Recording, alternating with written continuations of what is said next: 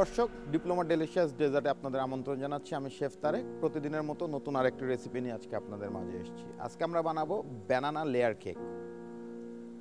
চলুন আমরা দেখে নেই আমাদের এই ব্যানানা লেয়ার কেক বানাতে কি কি ইনগ্রেডিয়েন্টসের দরকার। ব্যানানা লেয়ার কেক বানাতে আপনার লাগবে ব্যানানা 2টি, flour 70 gram, sugar 100 gram, Diploma full cream milk powder 200 gram, egg 2টি, cornstarch 2 tablespoon, butter 100 gram, whipping cream 1 cup, dark chocolate 100 gram, vanilla essence কয়েক ফোঁটা। দর্শক, আমরা দেখে নিলাম ব্যানানা লেয়ার কেক করতে আমাদের কী কী ইনগ্রেডিয়েন্টস দরকার। এখন চলুন আমরা কুকিং মেথডে চলে যাই। প্রথমে আমাদের যা দরকার যে আমরা ডিম, sugar, diploma full cream milk powder, butter এগুলো সব একসাথে ব্লেন্ড করব। তারপরে সেটাতে আমরা ফ্লাওয়ারটা খুব সুন্দরভাবে মিক্সড করব। তারপর এটাকে আমরা যেহেতু আমি এই জিনিসটা কুকিং করছি, it's more like a cake, but আমি এই কেকটা বানাচ্ছি ফ্রাই প্যানে, আমি কোনো ওভেন ইউজ করছি না। এই কারণে আমি যে ডোটা বানাবো কেকের, এটা একটু লিকুইড ডো করব, তাতে আমার ফ্রাই প্যানে কুক করতে খুব সুবিধা হবে। আর যারা ওভেনে করবেন তারা মেকশিওর করবেন যে ডোটা যেন একটু ঠিক হয়, তাহলে আপনার বেকিংটা খুব নাইস অ্যান্ড ফ্লাম হবে। আমরা প্রথমে দুটো ডিম দিব।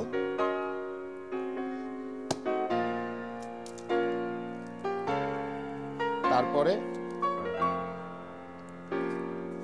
100 গ্রাম পরিমাণ চিনি,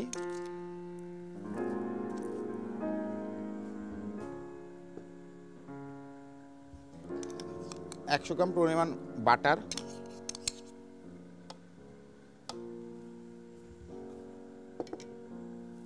এবং 1 টেবিল চামচ diploma full cream milk powder. এটার সাথে আমি জাস্ট ফ্লেভারিং এর জন্য কয়েক ড্রপ ভ্যানিলা এসেন্স অ্যাড করলাম। ভ্যানিলা এসেন্স যেটা করে খুব সুন্দর একটা ভ্যানিলা ফ্লেভার দেয়।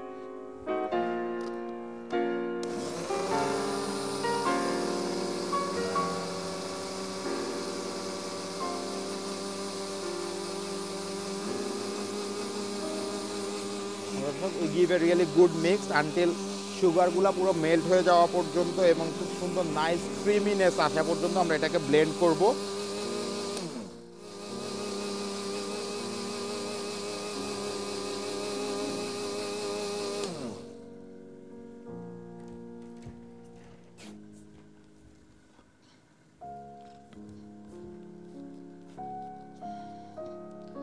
আমরা এটাকে কাচের বলে নিব। তারপরে এখানে আমরা ফ্লাওয়ার অ্যাড করে জিনিসটাকে মিক্সড করব।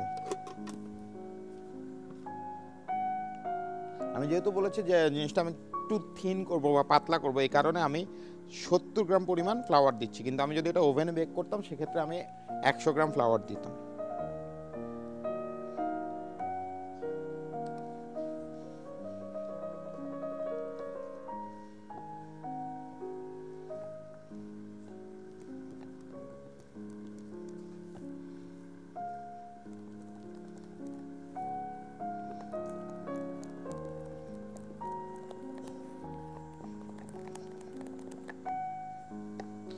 আমরা অল্প একটু বাটার দিচ্ছি। বাটারটা দেওয়ার কারণ হচ্ছে যেন এটা নিচে লেগে না যায়, কিন্তু বাটারের পরিমাণ যেন বেশি না হয়, কারণ বাটারের পরিমাণ বেশি হলে যেটা হবে, অলরেডি কিন্তু আমার ডোতে প্রচুর পরিমাণ বাটার আছে। সো আমরা যে স্পঞ্জটা বানাতে চাচ্ছি, স্পঞ্জটা অনেক অয়েলি হয়ে যাবে। সো আমরা অল্প একটু বাটার দিলাম।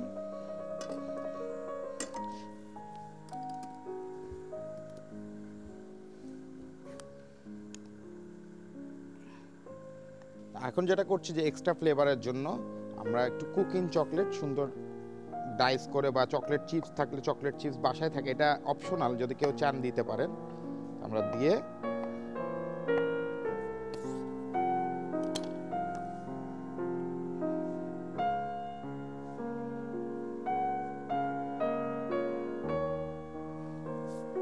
এটা হতে হতে এরকম 2-3টা লেয়ার আমরা বানাবো। এটা হতে হতে আমরা আমাদের ক্রিমি ব্যানানা সসটা বানিয়ে নেব। ক্রিমি ব্যানানা সস বানাতে আমাদের যা দরকার, নাইস রাইপ ব্যানানা। আমরা যেটা করবো, ব্যানানাটাকে আমরা থিনলি স্লাইস করব।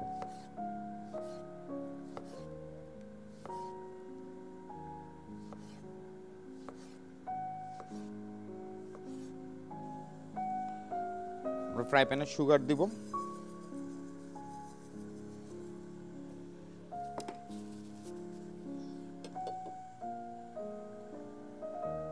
সুগারটা যখন মেল্ট হওয়া শুরু করেছে আমরা এখানে 1 টেবিল চামচ পরিমাণ পানি দিব।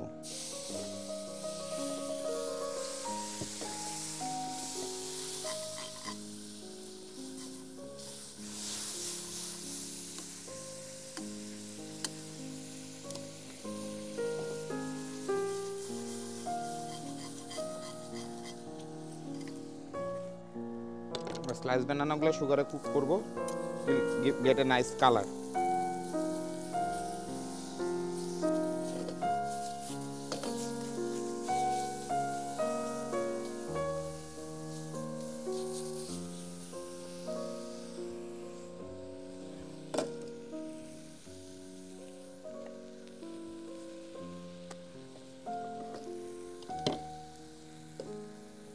বানানাগুলো যখন নাইস গোল্ডেন কালার হয়ে গেছে তখন আমরা এটাতে আরো পানি অ্যাড করব এবং ক্রিম অ্যাড করব।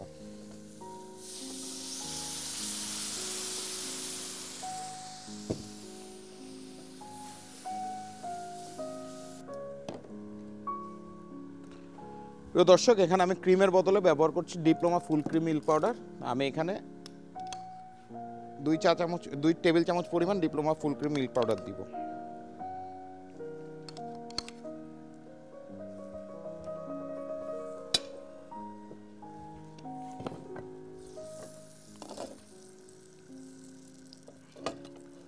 দর্শক, আমরা নাইস একটা লেয়ার পেলাম।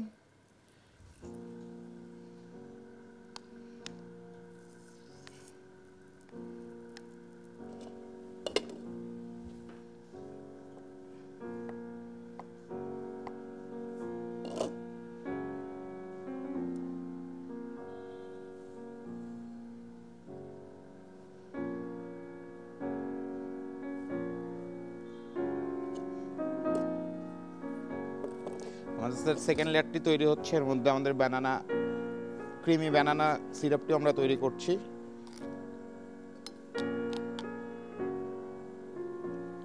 আমরা বানানা সিরাপটাতে যেটা করছি, আমরা একটু ক্রিম অ্যাড করছি, মেক ইট থিক।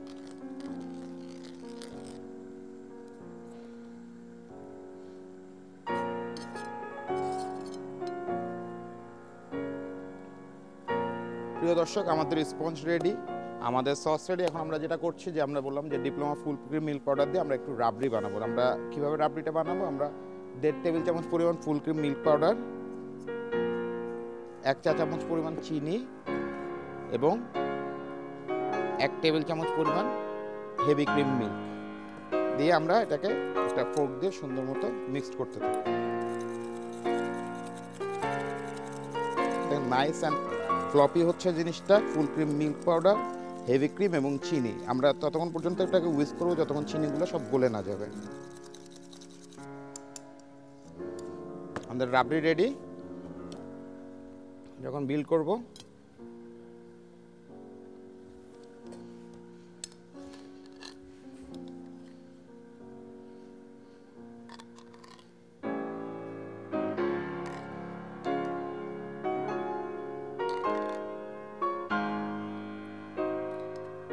প্রথমে স্পঞ্জ, তার উপরে ক্রিমি বানানা সস,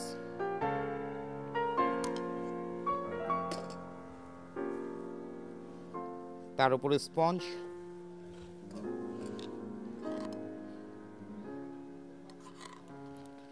ক্রিমি বানানা সস।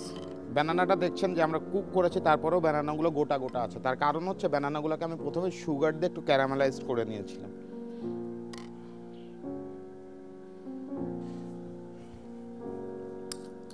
আমরা Diploma full cream milk powder দিয়ে একটা নাইস থিক রাবড়ি বানিয়েছে। যেটা করব, যে রাবড়ি ইন সাইড,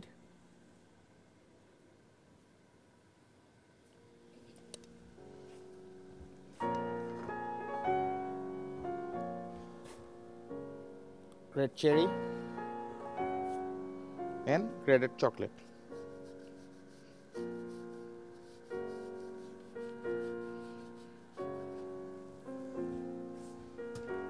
প্রিয় দর্শক, ডিপ্লোমা ডেলিশিয়াস ডেজার্টের এই পর্বে আমি আপনাদেরকে দেখালাম কিভাবে ঘরে বসে খুব অল্প সময়ের মধ্যে বানানা লেয়ার কেক তৈরি করা যায়।